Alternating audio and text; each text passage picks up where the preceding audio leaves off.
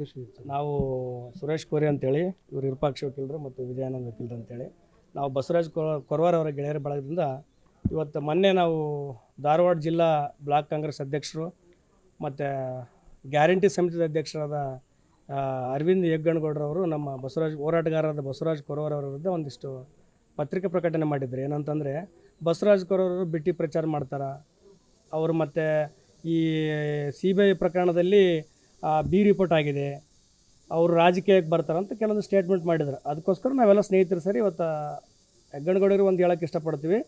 ಹೆಗ್ಗನಗೌಡ್ರೆ, ಯಾವುದೇ ಕಾರಣಕ್ಕೂ ಬಸವರಾಜ್ ಕೊರವಾರ್ ಅವರು ಈ ಬಿಲ್ಡಪ್ ತಗೋಂಥ ಅವಶ್ಯಕತೆಯೇ ಇಲ್ಲ. ಯಾಕಂದ್ರೆ ಅವ್ರ ಹೋರಾಟ ಹಿನ್ನೆಲೆ ಹಂಗಿದೆ. ಬಸವರಾಜ್ ಕೊರವಾರ್ ಇವತ್ತಿಂದ ಹೋರಾಟ ಮಾಡೋಕತ್ತಿಲ್ಲ. ಬಸವರಾಜ್ ಕೊರವಾರ್ ಕಳೆದ 15 ವರ್ಷಗಳಿಂದ ನಿರಂತರ ಹೋರಾಟದಲ್ಲಿ ಅದಾರ. ಯೋಗೇಶ್ಗೌಡ ಪ್ರಕರಣ ಒಂದೇ ಅಲ್ಲ ಬಸವರಾಜ್ ಕೊರವಾರ್ ಮಾಡಿರೋದು, ಅನೇಕ ಪ್ರಕರಣಗಳದಾವ. ಈ ಡಿಫಾರೆಸ್ಟೇಷನ್ ಮಾಡಿದ್ರು ಎಲ್ಲಿ, ಕಲ್ಗಟ್ಟಿಗೆಯಲ್ಲಿ ವಿನಯ್ ಕುಲಕರ್ಣಿ ಅವ್ರ ರಿಲೇಟಿವ್ಸ್ ಸಂಬಂಧಿಕರೆಲ್ಲ, ಅದ್ರ ವಿರುದ್ಧ ಹೋರಾಟ ಮಾಡಿದ್ವಿ.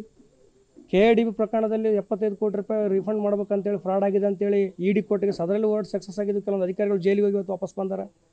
ಅದಾದ ನಂತರ ಅನೇಕ ವಿದ್ಯಾರ್ಥಿಗಳಿಗೋಸ್ಕರ ಧಾರವಾಡದಲ್ಲಿ ಹಲವಾರು ಹೋರಾಟಗಳು ಮಾಡಿವಿ. ಪೊಲೀಸ್ ಹಕ್ಕುಗಳಿಗಾಗಿ 87 ದಿನ ಪರಪ್ನಗರ ಜೈಲು ಅನುಭವಿಸ್ರಿ. ಹಿಂಗೆ 1-2 ಹೇಳಿಕೆಂತವ್ರು ಬಸವರಾಜ್ ಕೊರವಾರ್ ಸಾಕಷ್ಟು ಹೋರಾಟಗಳು ಮಾಡ್ಯಾರ.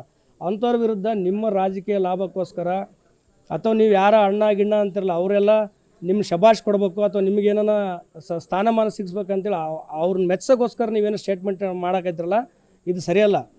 ಒಂದು ಹೇಳೋಕ್ಕೆ ಇಷ್ಟಪಡ್ತೀನಿ, ಹೆಗ್ಗನಗೌಡರ ಸ್ಟೇಟ್ಮೆಂಟ್ ಮಾಡಿದ್ದು ನೀವು ಸ್ಟೇಟ್ಮೆಂಟ್ ನೋಡಿದ್ರೆ ನಮ್ಗೆ ನೀವು ಮಾಡಿಲ್ಲ ಅಂತ ಅನಿಸುತ್ತೆ. ಯಾಕಂದ್ರೆ ಅಲ್ಲಿ ಏನು ಒಂದು ಬರೆದು ಕೊಟ್ಟರೆ ಅದು ಯಾರೋ ಬರೆದು ಕೊಟ್ಟಿದ್ದು ನೀವು ಹೇಳಿದಂಗೆ ಅನ್ಸಕತ್ತೆ. ದಯವಿಟ್ಟು ಸ್ವಇಚ್ಛೆಯಿಂದ ಕೇಸ್ ಪ್ರಕರಣದಲ್ಲಿ, ಈ ಯೋಗೇಶ್ ಗೌಡ ಪ್ರಕರಣದಲ್ಲಿ ನಿಮ್ಮ ಅಣ್ಣವರಾದ ಹಾಗೂ ಮಾಜಿ MLA ಮಾಜಿ MLA ಆದ ವಿನಯ್ ಕುಲಕರ್ಣಿ ಅವರು ಏನೇನು ಒಳ ಕುತಂತ್ರಗಳು ಮಾಡಿ ಸಾಕ್ಷಿ ನಾಶಪಡಿಸೋಕ್ಕೆ ಮತ್ತು ಆ ಕೊಲೆ ಪ್ರಕರಣ ಮುಚ್ಚಾಕಲಿಕ್ಕೆ ಏನೇನು ಸ್ಟೇಟ್ಮೆಂಟ್ಗಳು ಮಾಡಿದ್ರು, ಏನೇನು ಲಾಬಿಗಳು ಮಾಡಿದ್ರಲ್ಲ, ಅದನ್ನು ನೀವು ಒಂದು ಸ್ವಲ್ಪ CBI ಚಾರ್ಜ್ ಶೀಟ್ ತೆಗೆದು ನೋಡ್ರಲ್ಲ, ಗೊತ್ತಾಗುತ್ತೆ ನಿಮ್ಗೆ.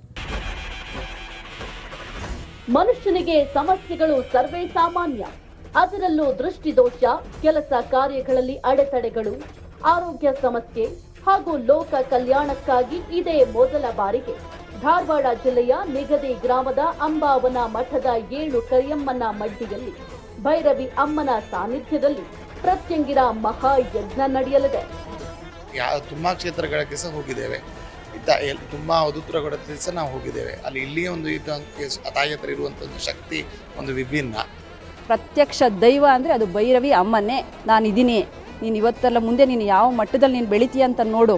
ನಾನು ಬೆಳೆಸ್ತೀನಿ, ನೀನು ಹೆದರ್ಕೋಬೇಡ, ನಿನಗೆ ನಾನು ಆಶೀರ್ವಾದ ಮಾಡ್ತೀನಿ ನಾನು ಅಂತ ಹೇಳಿ ನನಗೆ ಅವ್ರು ಆಶೀರ್ವಾದ ಮಾಡಿದರು. ನನಗೆ ನಮ್ಮ ಫ್ಯಾಮಿಲಿ ಎಲ್ರಿಗೂ ಆಶೀರ್ವಾದ ಮಾಡಿದರು. ಅವತ್ತಿಂದ ನಾನು ಆ ಸ್ಥಿತಿಲಿ ಬಂದಾಗ ಪೂರ್ತಿ ಏನಿಲ್ಲ ಸರ್, ಪೂರ್ತಿ ನಾನು ತುಂಬ ಅಂದರೆ ಅದು ಹೇಳ್ಕೊಳ್ಳೋದೇ ಸ್ಥಿತಿಲಿ ಇಲ್ಲ, ಅಂತ ಕೆಟ್ಟ ಸ್ಥಿತಿಲಿ ಇದ್ದಿದ್ದು ನಾವು. ಇದೇ ಮೇ 1ರಂದು ಮಧ್ಯಾಹ್ನ 1 ಗಂಟೆಗೆ ನಡೆಯಲಿದ್ದು, ಪ್ರತಿ ತಿಂಗಳ ಹುಣ್ಣಿಮೆಯಂದು ಈ ಯಜ್ಞ ಮಾಡಲಾಗುವುದು.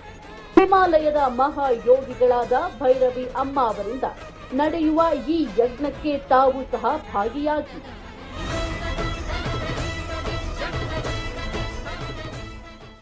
ಅವ್ರ ಬಗ್ಗೆ ಮಾತಾಡ್ತೀರಿ ನೀವು. CBI ಪ್ರಕರಣದ CBI ಅಂದ್ಮೇಲೆ ಎಲ್ಲ ಅಂದರೆ ನಿಮ್ಮ ಪ್ರಕಾರ ಈ ಕೇಸ್ ಕರೆಕ್ಟ್ ಆಗಿಲ್ಲ, ಇನ್ವೆಸ್ಟಿಗೇಷನ್ ಆಗಿಲ್ಲ, ಬಿ ರಿಪೋರ್ಟ್ ಆಗಿಲ್ಲ, ಕತೆ ಹೇಳ್ತೀರಿ. ಕತೆ ಹೇಳೋದು ಬಿಡ್ರಿ. ಫಸ್ಟ್ ಏನಾಗಿದೆ ಅಂತ ನೀವು ಅಷ್ಟು ಜಸ್ಟಿಫಿಕೇಷನ್ ಅದನ್ನು ನೀವು ಇದು ಮಾಡೋಕ್ಕೆ ನೀವೇನು CBIನ? ಕೋರ್ಟ್ ಆದೇಶ ಸರಿ ಇಲ್ಲ ಅಂತ ಹೇಳ್ತೀರಿ. ಕೆಲವೊಂದು ಕಡೆ ಕೋರ್ಟ್ ಆದೇಶ ಸರಿಯಾದ ಅಂತ ಹೇಳ್ತೀರಿ, ಆದ್ರೆ ಪಿತೂರಿ ಮಾಡಿದ್ರ ವಿರುದ್ಧ ಪಿತೂರಿ ಒಂದು ಜಡ್ಜ್ ಮಾಡಬೇಕು. ಇಲ್ಲ ಅಂತಂತಂದ್ರೆ ನೀವು ಹೇಳಿದ ಪ್ರಕಾರ, ನೀವು ಮಾತಾಡಿದ ಪ್ರಕಾರ ಒಂದು ಜಡ್ಜ್ ಪಿತೂರಿ ಮಾಡಿರ್ಬೇಕು. ಇಲ್ಲ ಅಂತಂದ್ಬಿಟ್ರೆ CBI ಅವರು ಪಿತೂರಿ ಮಾಡಿರ್ಬೇಕು.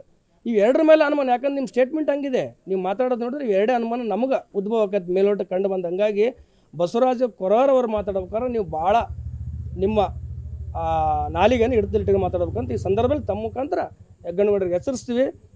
ಯಾವುದೇ ಕಾರಣಕ್ಕೂ ಅವ್ರ ವಿರುದ್ಧ ಲೂಸ್ ಟಾಕ್ ಮಾತಾಡಿ ಇನ್ನೊಂದು ಸರ್ ನಾವೆಲ್ಲ ಅಭಿಮಾನಿಗಳು ಸುಮ್ಮನೆ ಇರೋಕ್ಕಾಗಲ್ಲ. ಯಾಕಂದ್ರೆ ನೀವು ಈಗ ವಿನಯ್ ಕುಲಕರ್ಣಿ ಅವ್ರ ಬಗ್ಗೆ ನಿಮ್ಗೆ ಎಷ್ಟು ಅಭಿಮಾನ ಅದು ನಾವು ಕೇಳೋಕೆ ಹೋಗಲ್ಲ. ನಿಮ್ಮ ಅವ್ರ ವೈಯಕ್ತಿಕವಾಗಿ ಇಚ್ಛೆ ಅವ್ರನ್ನ ಖುಷಿಪಡಿಸ್ರಿ, ನೀವು ಬೇಡನಂಗಲ್ಲ. ವಿನಯ್ ಕುಲಕರ್ಣಿ ಅವರು ಎಲ್ಲ ಸಮುದಾಯ ಧಾರವಾಡ ಜಿಲ್ಲೆದ ಹೆಂಗೆ ತುಳಿದ್ರು ಅಂತೇಳಿ ಸ್ವಲ್ಪ ನೋಡ್ರಲ್ಲ ಹಿಸ್ಟ್ರಿ. ಇವತ್ತಿನ ಮುಸ್ಲಿಂ ಸಮುದಾಯದ ಏನಾಗಿದೆ ಧಾರವಾಡದಲ್ಲಿ ನೋಡ್ರಿ, ತೆಗೆದು ನೋಡ್ರಿ. ನಾವು ಹೇಳೋದು ಬೇಡ. ಲಿಂಗಾಯತ್ ಪಂಚಮಸಾಲಿ ಸಮುದಾಯದ ಏನು ಮಾಡ್ರ, SC/ST ದಂತರೂ ಕತೆ ಮುಗಿದು ಬಿಡ್ರಿ. ಆ SC/STನೂ ಕೂಡ ಇವರು ಏನೂ ಮಾಡಿಲ್ಲ, ಮಾಡೋದು ಇಲ್ಲ ಇಲ್ಲಿ. ಹಂಗಾಗಿ ಎಲ್ಲ ಸಮುದಾಯದವರು ನಿಮ್ಮ ನಾಯಕರಂತ ಮಾಜಿ ಸಚಿವ ಹಾಗೂ ಮಾಜಿ MLA ವಿನಯ್ ಕುಲಕರ್ಣಿ ಅವರು ತುಳ್ಕೊಂತ ಬಂದರೆ ಮುಂದೆ ಕೂಡ ತುಳಿತಾರೆ. ಯಾವುದೇ ರೀತಿಯಾಗಿ ನಿಮ್ಮನ್ನು ಎಲ್ಲೋ ಕೂಡ ಏನೋ ಮಾಡೋ ಅವರಿಗೆ ಜರುವತ್ತಿಲ್ಲ. ಯಾಕಂದ್ರೆ ಅವ್ರ ಮಗಳು ಆಲ್ರೆಡಿ ಈಗ KMF ಡೈರೆಕ್ಟ್ ಮಾಡಿದ್ರು, ಅವ್ರ ಧರ್ಮಪತ್ನಿ ಅವ್ರನ್ನ ಇದು ನಿಗಮದ ಪ್ರೆಸಿಡೆಂಟ್ ಮಾಡಿದ್ರು. ಮತ್ತು ನೀವು ಧಾರವಾಡ ಜಿಲ್ಲೆದ ಗ್ರಾಮೀಣದವರಿಗೆ ಮತ್ತು ಧಾರವಾಡ ಜಿಲ್ಲೆದ ಬೇರೆ ಸಮುದಾಯ ಮತ್ತು ನಿಮ್ಮ ಸಮುದಾಯ ನಾಯಕರಿಗೆ ಏನು ಮಾಡ್ತಾರೆ ಅಂತ ಏನು ಗ್ಯಾರಂಟಿ ಅವರು? ಮನೆಯೊಳಗೆ ಮೂರು ಅಧಿಕಾರಿಗಳು ಇಟ್ಕೊಂಡಾಗ ನಿಮ್ಗೇನು ಮಾಡ್ತಾರೆ ಅಂತ ಏನು ಗ್ಯಾರಂಟಿ? ಹಂಗಾಗಿ ಯಾರು ಮೆಚ್ಚಕ್ಕೆ ಹೋಗಿ ಮಾತಾಡೋಕೆ ಹೋಗ್ಬೇಡ್ರಿ. ಯಾರು ಮೆಚ್ಚೋದಕ್ಕೋಸ್ಕರ ಮಾತಾಡೋದು ಲಾಭ ಆಗಂಗಿಲ್ಲ ನಿಮ್ಗೆ. ನಿಮ್ಮ ಹೋರಾಟದಿಂದ ಏನು ಹೇಳ್ರಿ ನಮ್ಗೆ? ಬಸವರಾಜರ ಪ್ರಶ್ನೆ ಮಾಡೋಕೆ ನೈತಿಕತೆ ಇಲ್ಲ ನಿಮ್ಗೆ. ನಿಮ್ಮ ಹೋರಾಟದಿಂದ ಹಿನ್ನೆಲೆ ಏನು ಹೇಳ್ರಿ? ನೀವು ಹೋರಾಟ ಏನು, ಯಾವ ಹೋರಾಟ ಮಾಡಿರಪ್ಪ ನೀವು? ಏನು ಮಾಡಿರಿ ನೀವು? ಯಾರಿಗೇನು ನ್ಯಾಯ ಕೊಡಿಸಿರಿ? ಹಂಗೆ ಹೇಳ್ಕೊಂತವ್ರು ಬಸವಣ್ಣಗಳು ಇಷ್ಟು ಸಾಕಂಗಿಲ್ಲ, ಅಷ್ಟು ಹಿಸ್ಟ್ರಿ ಅದ ಬಸವಣ್ಣವ್ರು ಹೋರಾಟದ ಬಗ್ಗೆ ಹೇಳಕ್ಕೆ ಹೋದ್ರೆ.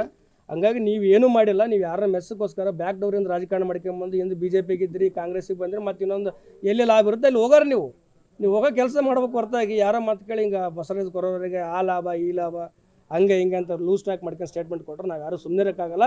ಇದು ಇನ್ನೊಂದು ಸರಿ ಮರುಕಳಿಸಬಾರ್ದು ಅಂತೇಳಿ ಈ ಮೂಲಕ ಗ್ಯಾರಂಟಿ ಸಮಿತಿ ಅಧ್ಯಕ್ಷರಿಗೆ ಎಚ್ಚರಿಸ್ತೀವಿ ನಾವು. Thank you.